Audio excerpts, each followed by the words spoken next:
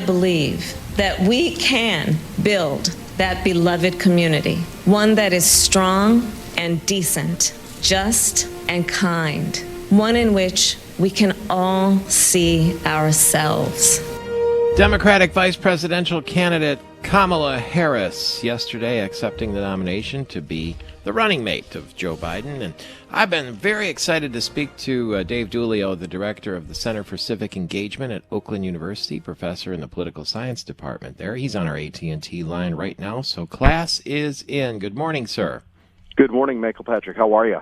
Oakland University going with in-person learning or everything online this fall? It's going to be a mix, but I can tell you what I'm planning personally is to be there on the first day of class in person and ready to go. Do you have some sort of protocols in place, or what will you do? Because I noticed in Ann Arbor yesterday, some of the professors were protesting the idea of being in person. We certainly do, and I'll say broadly that Oakland University is doing everything that it can to provide the best college experience in the safest way possible. So in my classroom, there'll be masks, there'll be social distancing, very limited number of seats. The room that I have would probably normally seat 40 or 50, but it's going to be limited to 19 people, just so that everybody can be spread out and be safe. I want to run through just a whole bunch of stuff that I've been curious to get your reaction to. First is the MERS News quote of the day. It's Republican Party Chair Laura Cox. You just heard the voice there of Kamala Harris, and who would be on the ticket, will be with Joe Biden. Here's the quote. Congrats to Joe Biden, who just joined the list of former vice presidents to win the Democrat nomination. I think he'll be as successful as his predecessors Al Gore, Walter Mondale, and Hubert Humphrey. Point well taken. And why is it so hard for vice presidents to ascend to the throne? Well, it's an interesting historical anecdote from the Republican Party chair. And there are trends in history throughout politics that we often revisit, and this is one of them, and it's a fair point. I think one of those differences may be that Biden is not running immediately after the term of the president that he's served under. Usually when you have vice presidents run, they're running for a third term of that past administration. And after 8 years, voters are usually ready for a change. And most of the time that comes in change in party. Oh, so it's just a matter of the pendulum swinging. So this is sort of an apple and an orange then, really, isn't it? I think it is, just because we've had a 4-year break from the Obama-Biden administration. Here's former President Obama speaking yesterday, urging voters to take action this November. So I'm also asking you to believe in your own ability, to embrace your own responsibility as citizens, to make sure that the basic tenets of our democracy endure. Because that's what's at stake right now. Michael Goodwin is writing this morning in the Post that Obama didn't encourage Biden to run for the presidency, either 4 years ago or this time, didn't endorse him until there were no other opponents. It's clear Obama doesn't believe Biden's cut out for the Oval Office. Can you draw that conclusion? There must be some sort of lingering bad blood, so why would we believe the former president? Well, I think I wouldn't necessarily link those 2 points together. I think what the former president is talking about, or was talking about last night, was frankly that Democrats in many parts of the country, including right here in Michigan, many of them didn't show up at the polls in 2016, and because they weren't excited about Hillary Clinton, they weren't energized by her campaign, and Democrats are trying to encourage their supporters not to do the same thing again. I think it's fair to ask, why Barack Obama didn't give a full-throated endorsement behind his former vice president. Maybe he thought there were better options out there. Maybe he didn't want to appear to be putting his finger on the scale. It could really be a number of things. Hillary Clinton spoke also, and according to Michael Goodwin, she griped again about losing in 2016, talked about the president sneaking and stealing his way to victory. He says, doesn't she ever get tired of herself? Here's Hillary Clinton.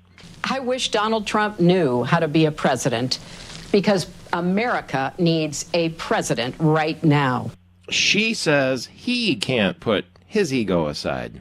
But if he had put his own interests and ego aside, seen the humanity in a child ripped from her parents at the border, or a protester calling for justice, or a family wiped out by natural disaster, that would have been a good thing for America and the world. I guess the question maybe to ask in a more philosophical sense, Dave Dulio from Oakland University, is do the Democrats have a message beyond anti-Trump?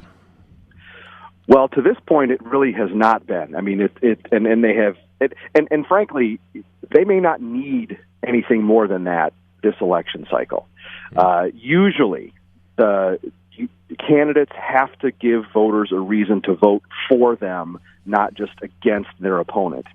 We'll see what the fall campaign brings, but so much attention has been focused on Donald Trump from the other side that if they have talked about vision for the country, policy alternatives that they would put forward, many of them have gotten lost in simply the anti-Trump rhetoric. Does Senator Stabenow go too far when she does, as she did yesterday, saying that we have a very unstable president? Well, I think that's up to your listeners to decide for themselves. I think the senator is entitled to her opinion, and just like everybody is. The governor stepped back from it a bit, though, saying she's not a certified psychologist or a psychiatrist, so she didn't feel it would be in her place to weigh in on that. And that's probably that's probably a fair statement. Dana Nessel, the Attorney General, yesterday said that she had her first, quote, gay crush, end quote, on Eleanor Roosevelt. Why Eleanor Roosevelt? Well, that's a question for Dana Nessel. Well, surely her place in history drew some sort of interest by the Attorney General. And she said, now what about, back to Michael Goodwin, he said the low point so far in the Democrat convention is when singer Billie Eilish told him he had to vote to save America. He said, she's 18 and has green hair. Well, that's clearly a stab at millennials or younger folks, and I think that many of the quotes that we've been talking about this morning get at an interesting point about the Democratic convention. Many of the messages that we're hearing are about unity and bringing the country together. Yet in the next breath, or 30 seconds later, there's such a blistering attack on Republicans and the president that any Republican that hears that is not, frankly, inclined to want to join with the Democrats after they've been insulted over policy positions or having voted for the current president. Kind of back to the deplorables theme again, isn't it? In not so many words, yes. Mm-hmm. Dave Dulio, thank you for your valuable words. The director of the Center of Civic Engagement at Oakland University, professor in the Political Science Department there in Rochester, Michigan. We're all across Michigan through the AT&T microphones. It's Michael Patrick Shiels with more of your Thursday morning in a flash. Helping those who need it most while building a better future. That's what Michiganders do. And it's what DTE is doing today, giving 2 million masks to frontline workers and 600,000 to small businesses, providing tablets and internet access so 51,000 school children can learn at home, and helping over 500,000 families across the state with food and shelter. Because for Michigan, we're always all in. DTE. DTE is taking big steps today that will power Michigan's economy for years to come. As one of the largest investors in the state, we'll spend $2 billion with Michigan companies this year alone, building critical infrastructure to provide cleaner, safer, and more reliable energy, while creating thousands of new jobs across the state, improving the lives of Michiganders today while continuing to build a stronger tomorrow. DTE. Protecting Michigan's waters is critically important, and so is providing the energy that fuels Michigan's quality of life. A tunnel for Line 5 is the right solution. This underground concrete tunnel housing Line 5, deep under the Straits of Mackinac, means multiple layers of protection and virtually no chance of a leak into the Great Lakes. It also eliminates the possibility of an anchor strike, and it means no interruption to the energy that Michigan needs. Learn more at enbridge.com/Line5Tunnel. Michael Patrick with Dr. John Wyckoff here. We're wearing our masks to protect ourselves and others, but is there a more scientific approach to protecting our immune system? Well, Michael, what we don't talk about is how you can stimulate your immune system, supercharge it with the right supplements, things like vitamin D3, zinc, iodine, probiotics, simple things, inexpensive things to help your immune system function at a high level. You have those for us? 20% off during the month of August at Wyckoff Wellness or online at wyckoffwellness.com.